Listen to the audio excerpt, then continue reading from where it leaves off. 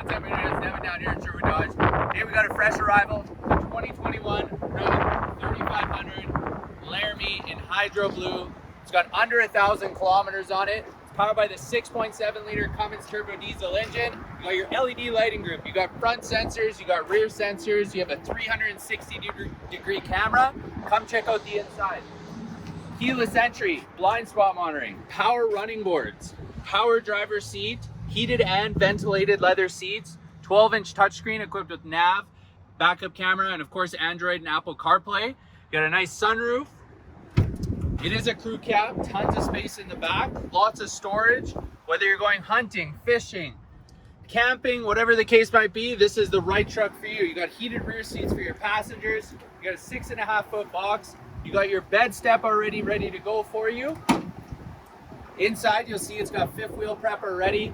You got your 7 and your 4-pin wiring. You have your fifth wheel plug-in in the back as well. If you guys are interested in this truck or you'd like to schedule a test drive, give us a call or comment below. Again, it's Devin at Sherwood Dodge.